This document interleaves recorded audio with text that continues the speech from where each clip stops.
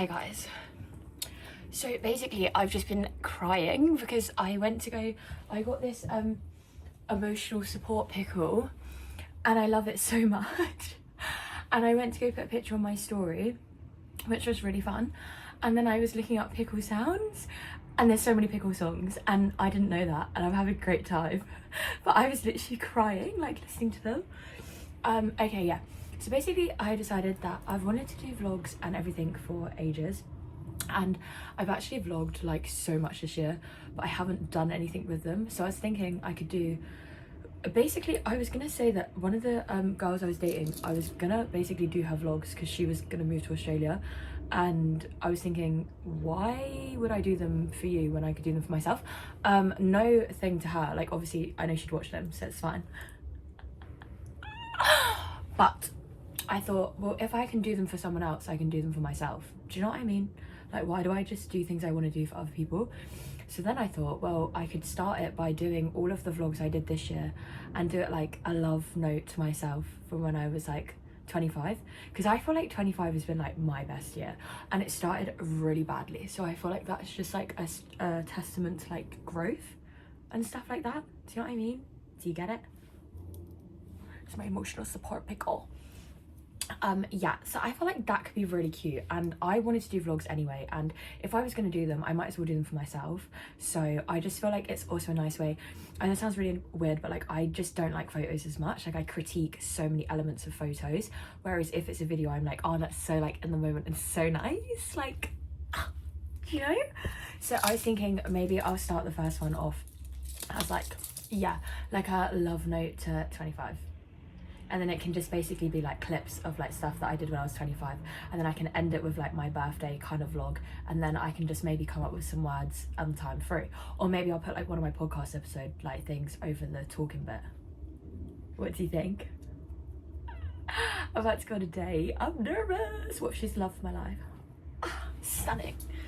Okay, well, I'm gonna go now. I hope you enjoyed this video montage that I hopefully put in, and if this video doesn't go anywhere, I'll try again next year.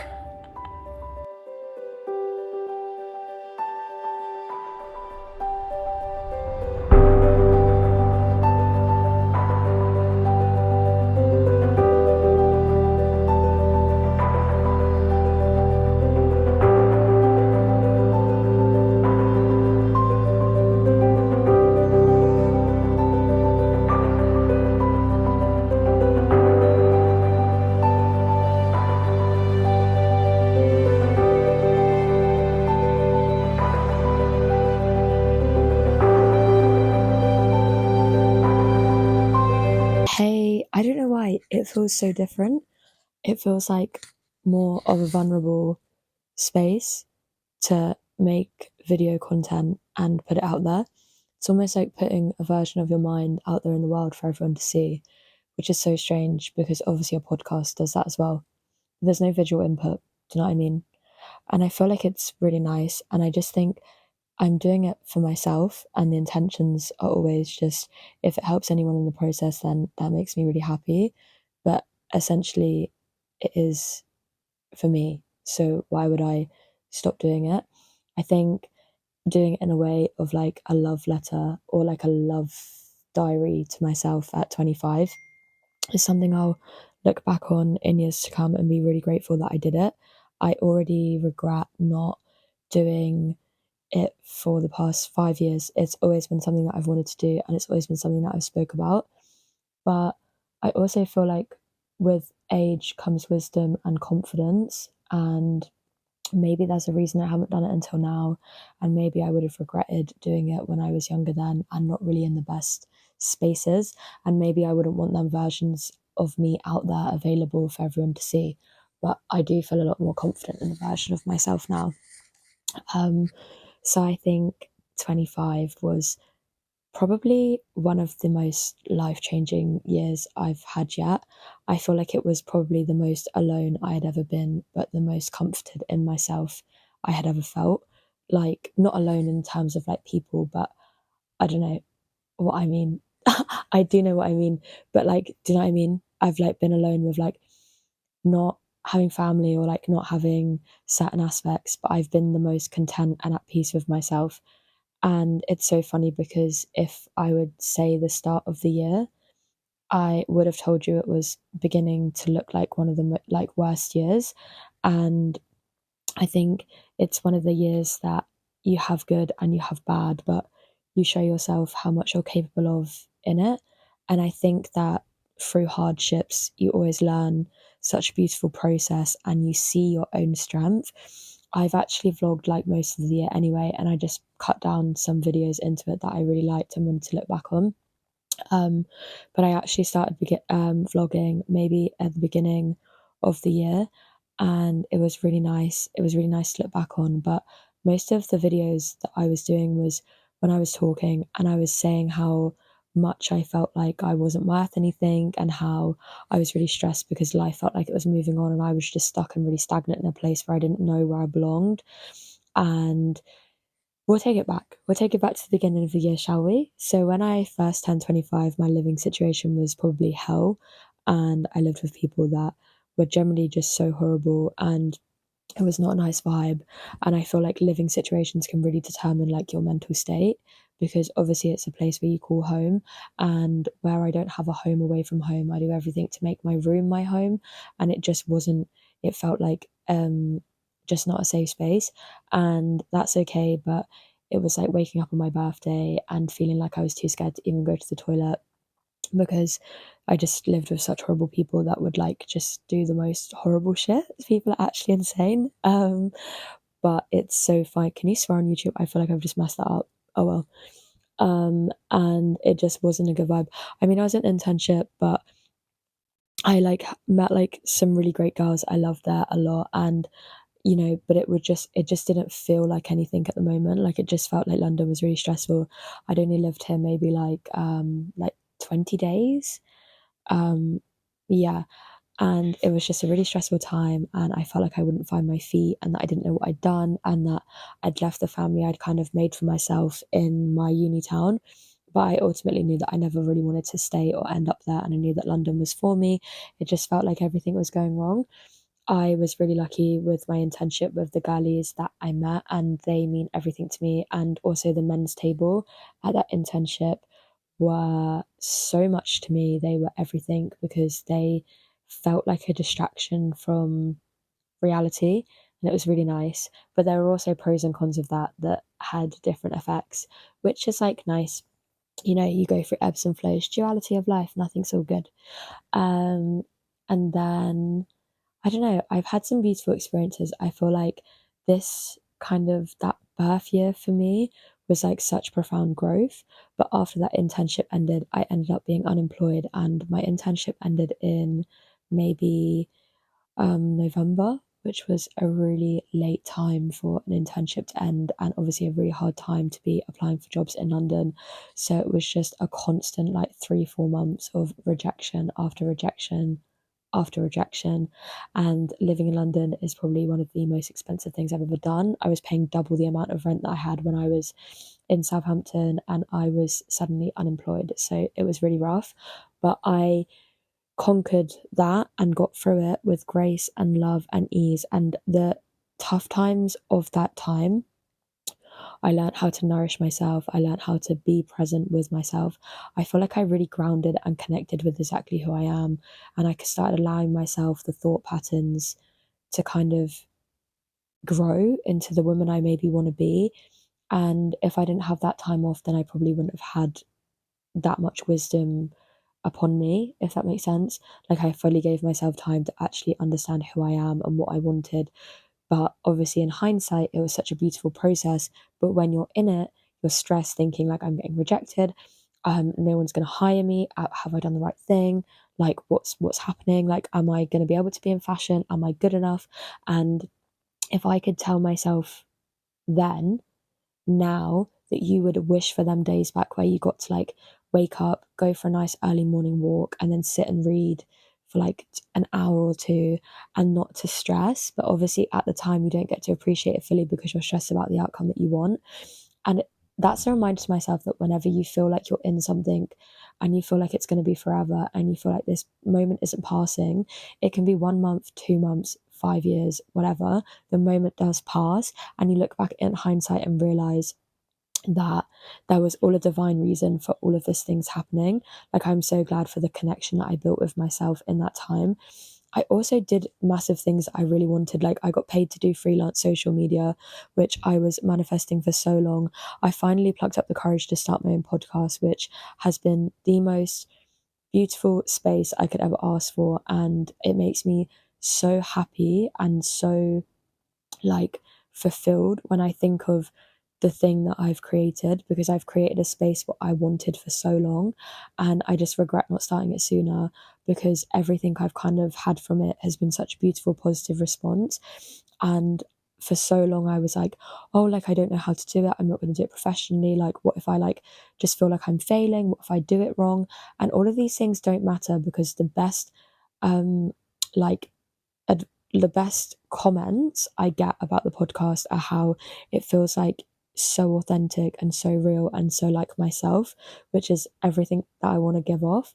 And it's also so aligning with my values and who I am as a person. And it's very nice to explore the depths of my mind a bit more, with the intention of helping people heal and come home to themselves and recognize their personal power.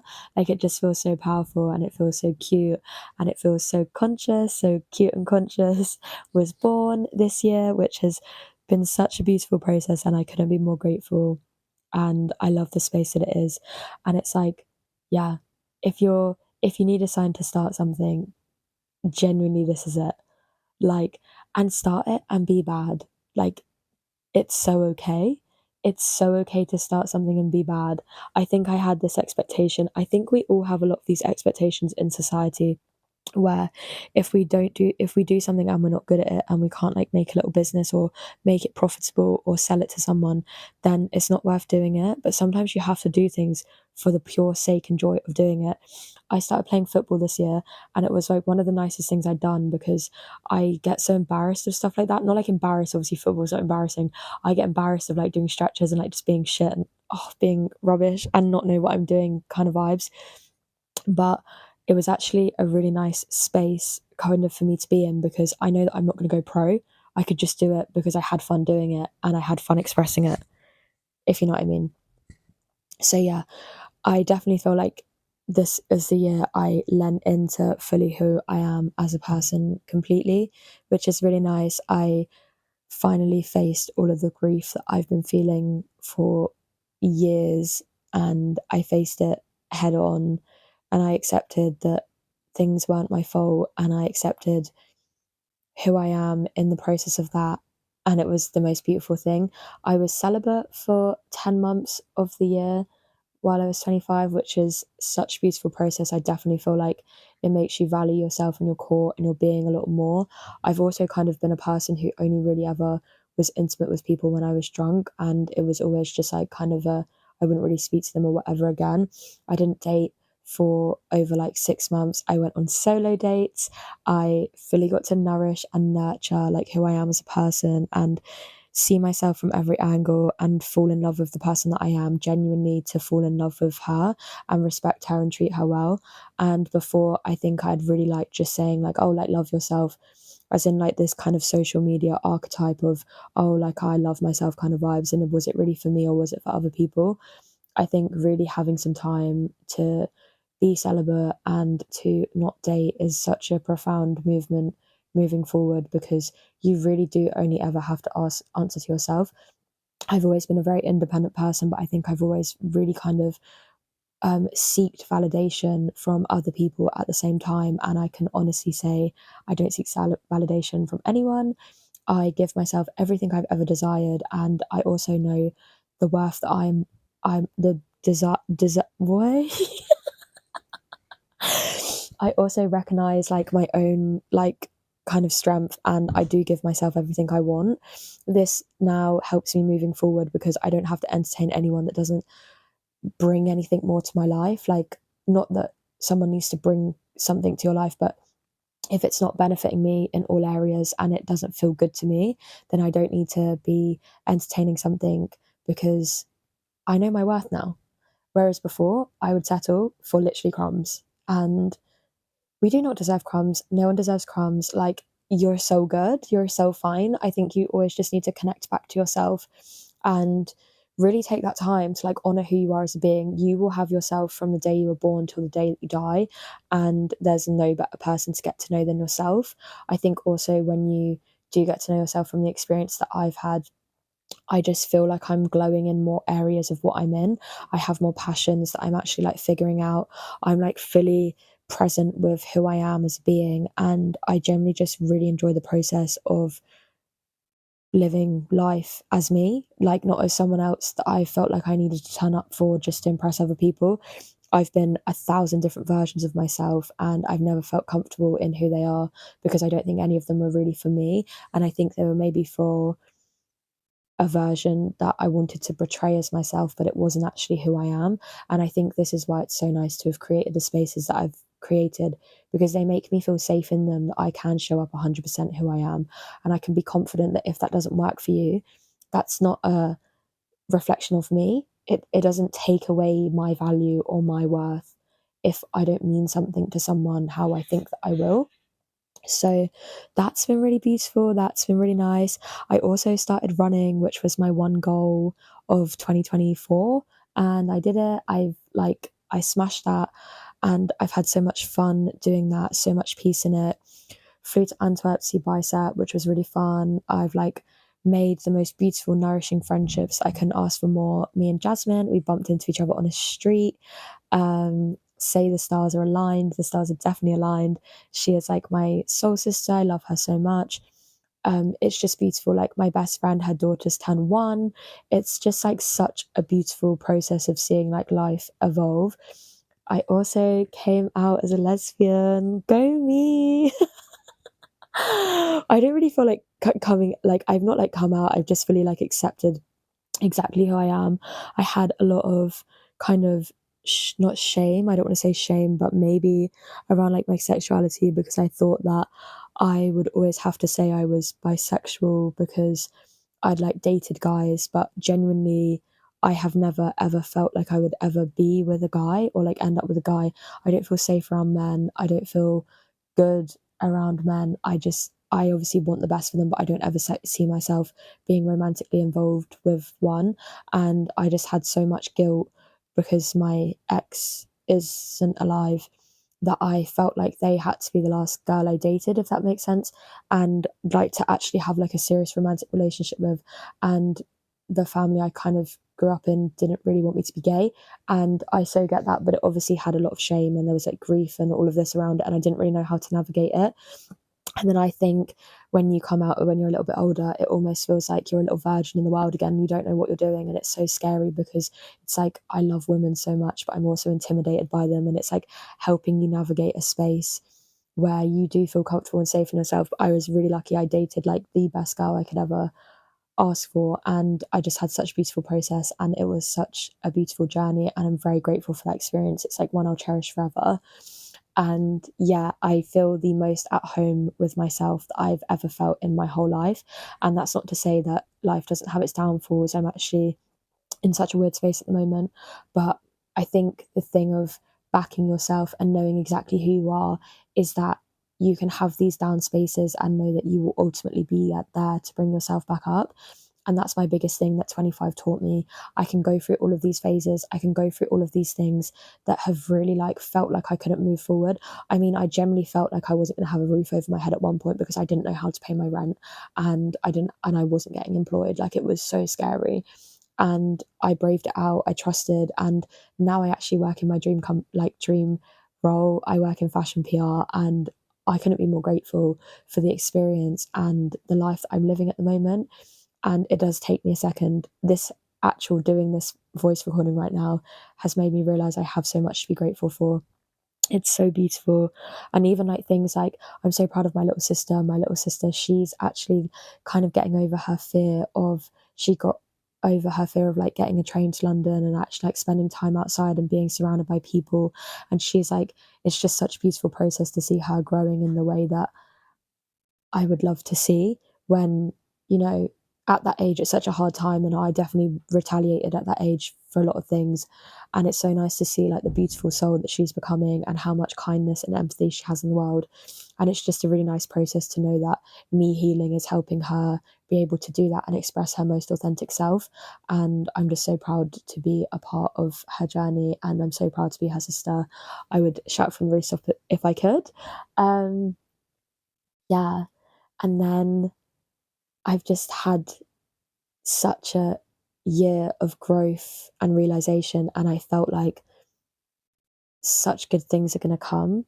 And yeah, I'm really excited for what 26 has to offer, and I'm really proud of myself for the way that I've navigated through it with love, compassion, empathy, kindness, strength.